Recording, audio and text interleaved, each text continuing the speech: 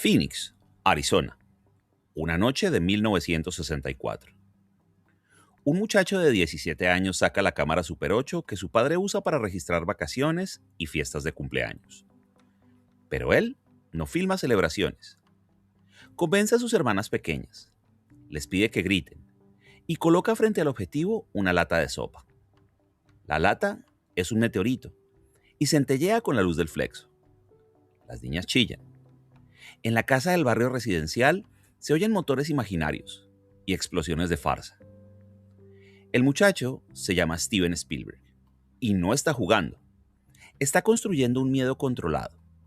Un susto que empieza y termina cuando él lo decide. La cámara es un escudo.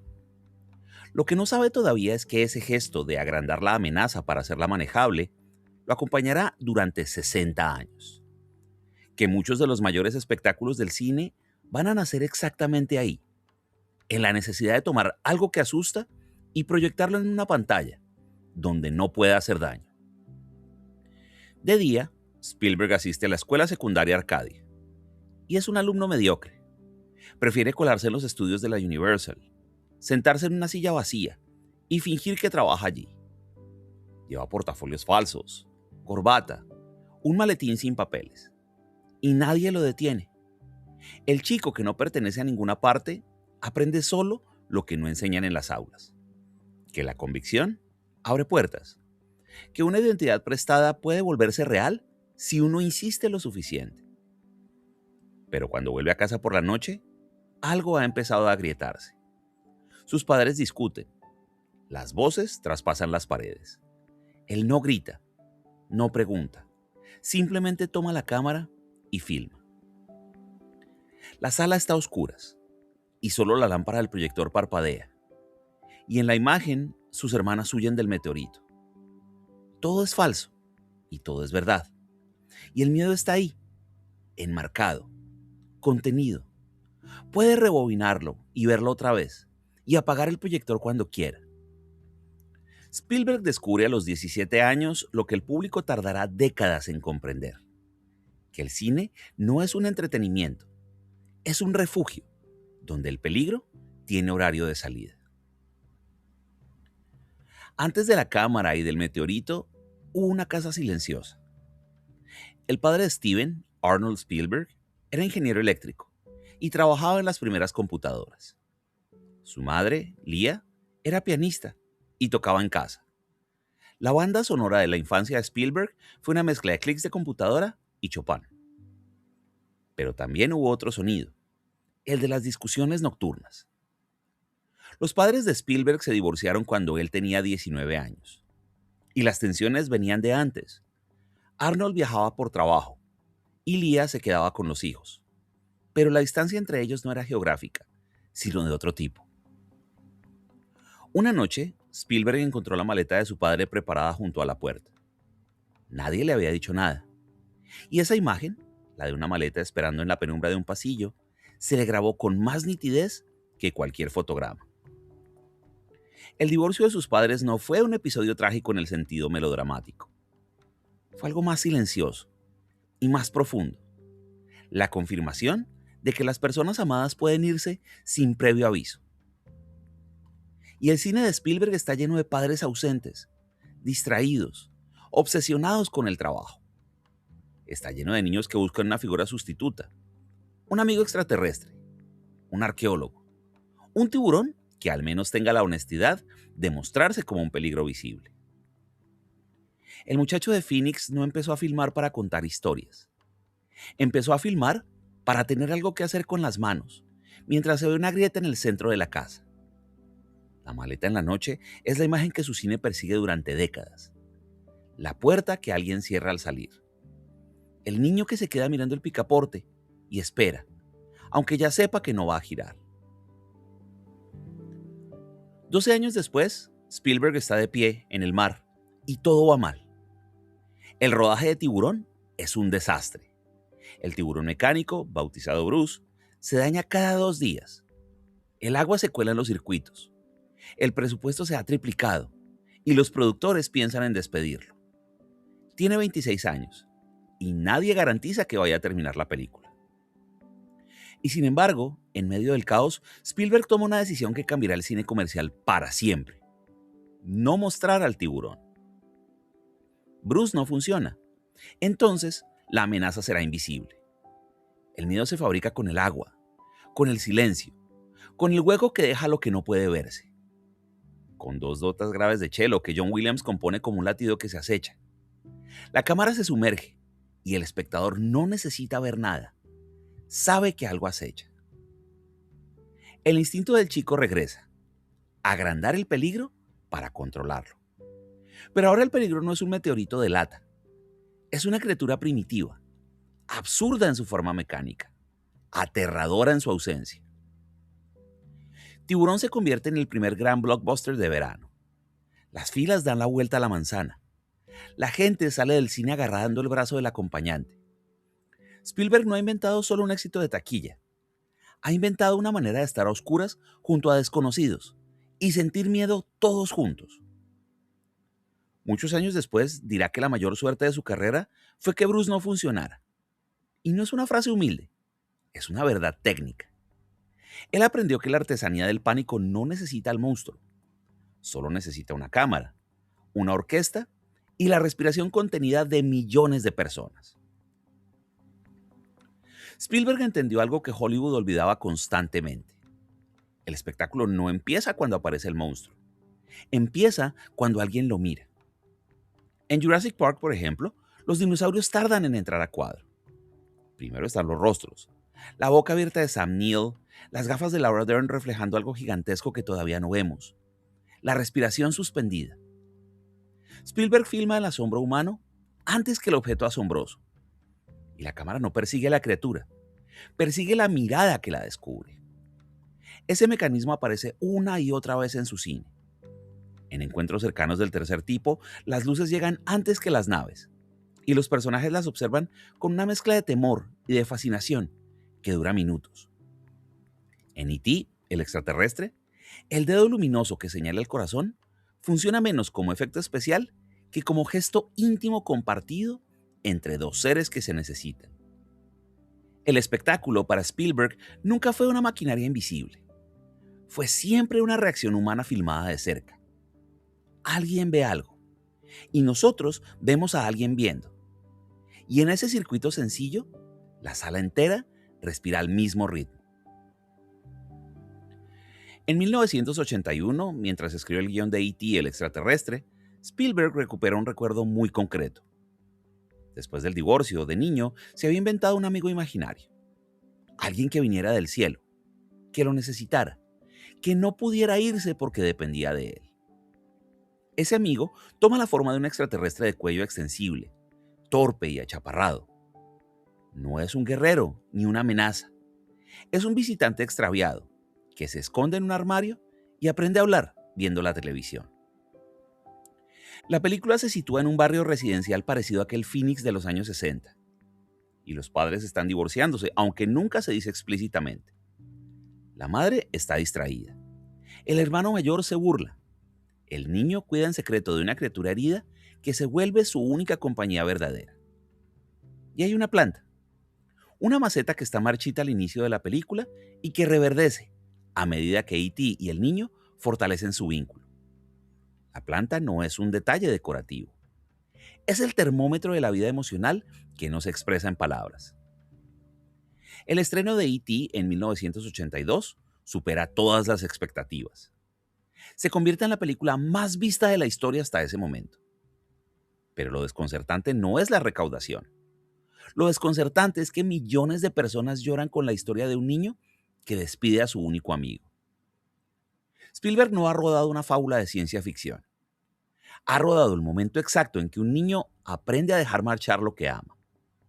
La sala oscura se convierte en un lugar donde se puede llorar sin vergüenza, hombro con desconocidos, mientras en pantalla un extraterrestre señala el pecho del niño y dice algo que todos entienden sin necesidad de traducción: estaré aquí mismo.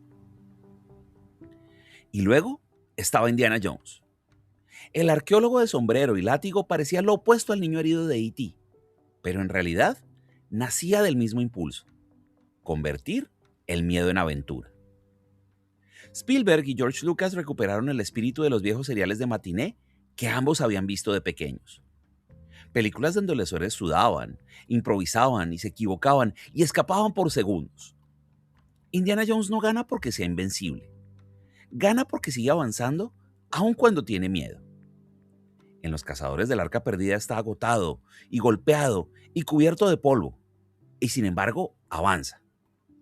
En Indiana Jones y el Templo de la Perdición, la aventura empieza mal, se tuerce peor y él nunca domina del todo la situación. No hay un superhombre, hay un cuerpo en peligro constante. Y hay algo profundamente físico en esas películas. Las piedras ruedan, y los puentes se rompen, y los aviones explotan, y los puñetazos duelen, y los cuerpos caen al agua.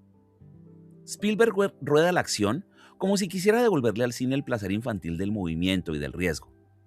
No busca realismo, busca sensación. El niño de Phoenix ya no filma meteoritos de lata.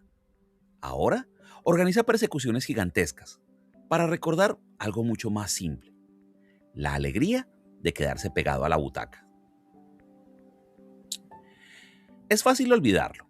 Spielberg, el hombre que inventó el verano cinematográfico, el director de Tiburones, Dinosaurios y Horrores históricos, dedicó una muy buena parte de los años 90 a hacer dibujos animados. En 1988 produce ¿Quién engañó a Roger Rabbit?, una locura técnica que mezcla animación clásica con actores reales. Bugs Bunny y Mickey Mouse comparten plano. El Pato Lucas toca el piano junto al Pato Donald. Spielberg negocia con todos los estudios rivales para que sean sus personajes. Un gesto de diplomacia que termina en una película. Pero lo que viene después es más significativo. A principios de los 90, Spielberg presenta Tiny Toon Adventures y, sobre todo, Animaniacs, series de animación para la televisión diaria, y se emiten después del colegio, y millones de niños las ven. Animaniacs es un disparate lleno de guiños adultos y música de orquesta grabada con 60 músicos y referencias culturales que un niño de 10 años no entiende, pero que intuye que esconden algo. No es un producto infantil, es una factoría de ingenio, disfrazada de entretenimiento familiar. Y de ese universo saldrán luego Pinky y Cerebro y otros personajes, pero el corazón está en la serie madre. Y detrás está él, el productor ejecutivo que se implica en los detalles, que aprueba personajes y tramas, que exige que la animación tenga ritmo, inteligencia y corazón. En 2011, décadas después, dirige Las aventuras de Tintín. Usa la captura de movimiento más avanzada del momento y le devuelve al cómic de Hergé el pulso aventurero de su infancia. Lo interesante no es la tecnología, es que Spielberg, a los 60 y tantos años, sigue adaptando el lenguaje de los dibujos animados con la misma seriedad que le pone al Holocausto.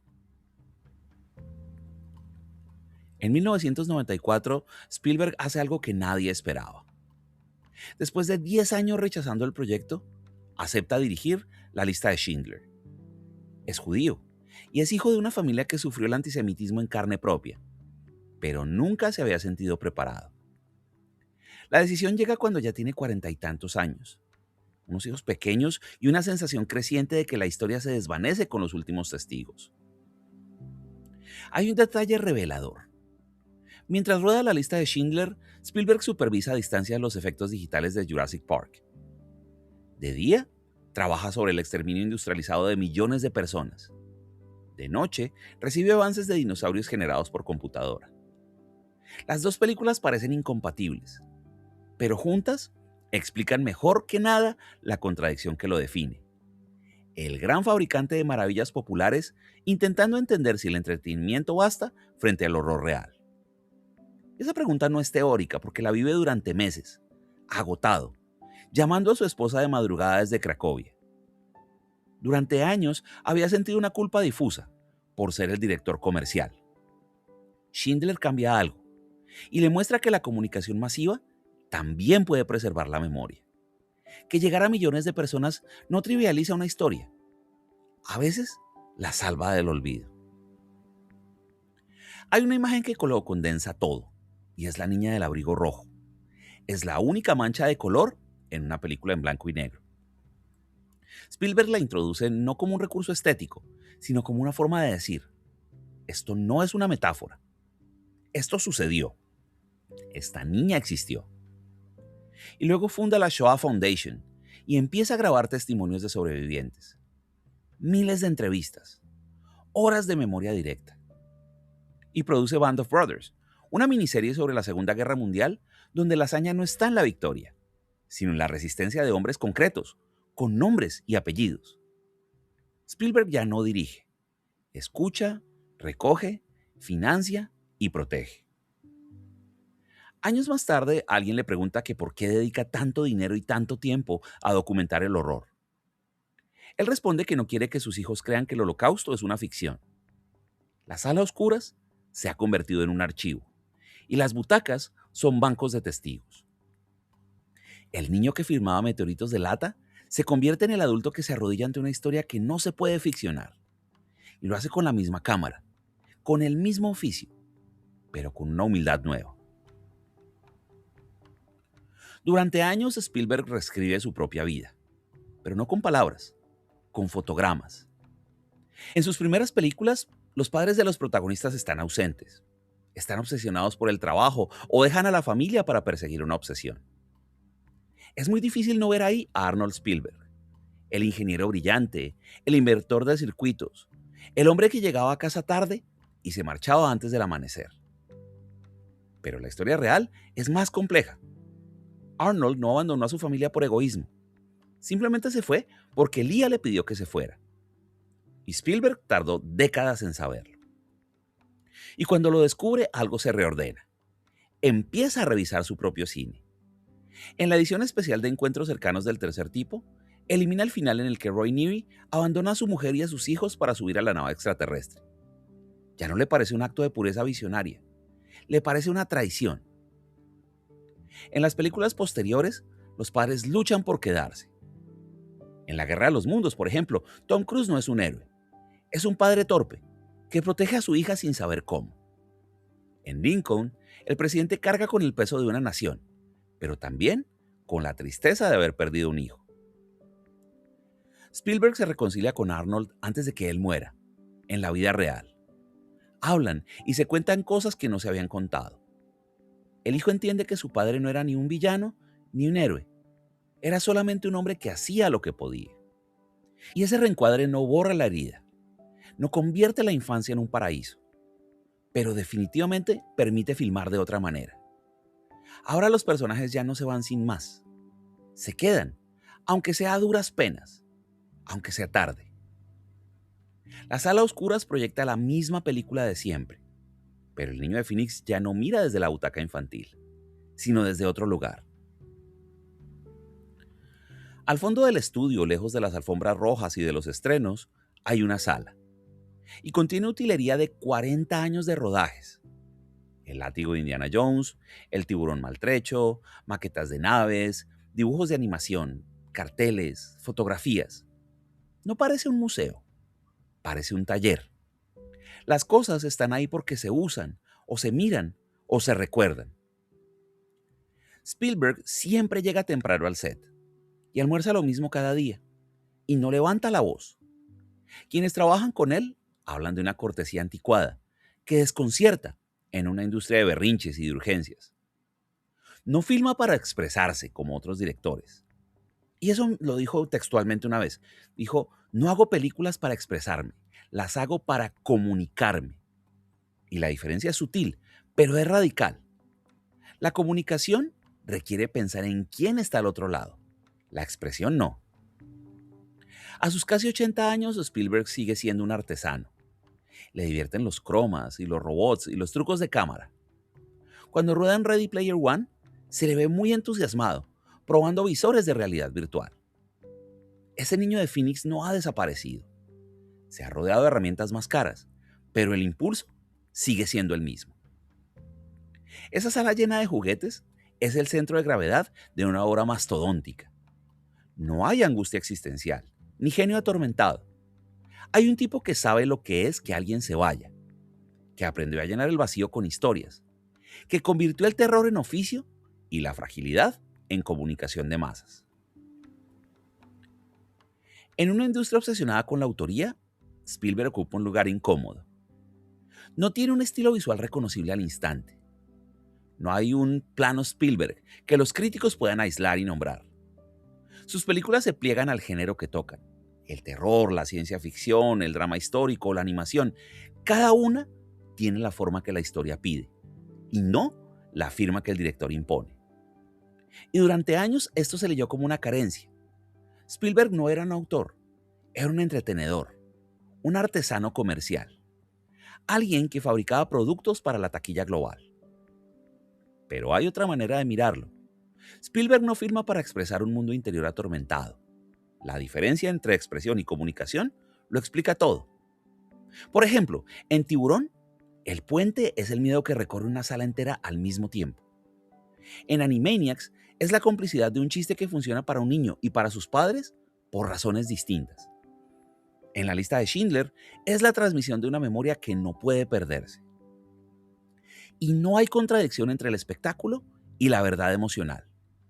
Lo que hay es un hombre que entiende que la taquilla no solo mide el dinero, mide la cantidad de personas que decidieron sentarse juntas en la oscuridad a compartir una historia. Y ese es su oficio.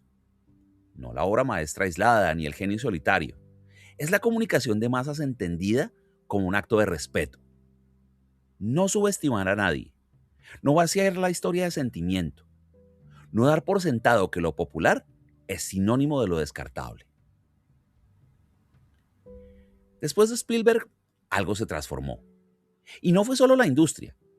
No fue solo la llegada del blockbuster o la multiplicación de las salas o el cine como evento global.